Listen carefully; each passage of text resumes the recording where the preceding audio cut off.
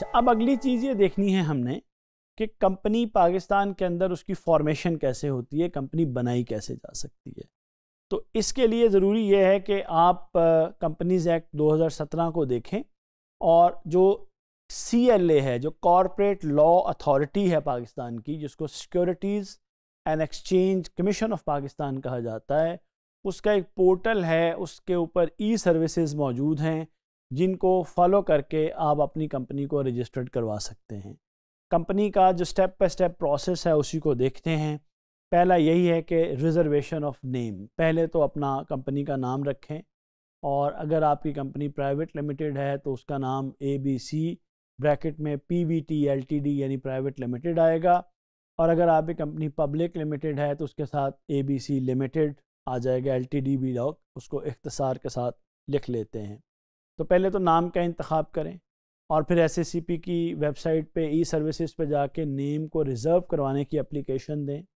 अगर आपका नाम यूनिक है और उसमें कोई SACP की रिस्ट्रिक्शंस की वायलेशन नहीं हो रही है, किसी और के नाम से मिलता जुलता नहीं है, तो 1 से 2 दिन के अंदर SACP वाले आपको जो नेम रिजर्वेशन एप्लीकेशन है वो प्रोसेस करके गो अहेड दे देते हैं।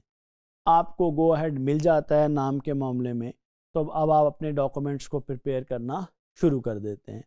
जो कंपनी के डॉक्यूमेंट्स हैं उसकी एक लंबी लिस्ट है। सबसे पहले आप कंपनी का मेमोरेंडम ऑफ एसोसिएशन बनाते हैं, इसकी तफसील हम आगे जाके देखेंगे। मेमोरेंडम ऑफ एसोसिएशन में असल में बिज़नेस की डेफिनेशन होती है कि आपका बिज़नेस का स्कोप क्या होगा।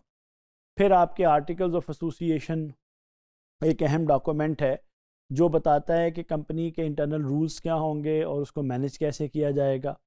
फिर आप डायरेक्टर्स और शेयर होल्डर्स जो हैं उनके शनाख्ती कार्ड देते हैं। फॉर्म 29 है एक भरते हैं जो डायरेक्टर्स की तफसीलात बताता है।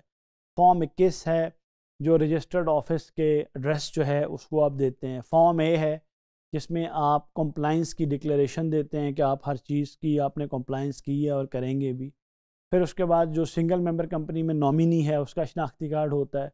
डिजिटल सिग्नेचर जो है वो आपका टोकन लिया जाता है जिसमें कंपनी की जो कॉमन सील या डिजिटल सिग्नेचर्स हैं वो उसमें दिए जाते हैं।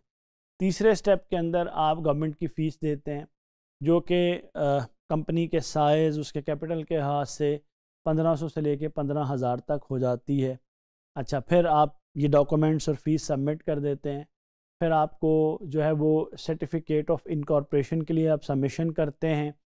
SACP वाले उसको स्कैन करते हैं, आपकी चीज़ों को उसको वेरीफाई करते हैं, और अगर कोई इशू नहीं होता तो आपको सर्टिफिकेट ऑफ इनकॉर्पोरेशन और कंपनी का रजिस्ट्रेशन नंबर इशू कर दिया जाता है।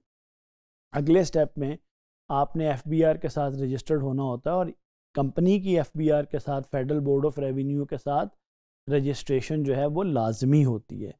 फिर आपने टैक्सेशन नंबर लेना है।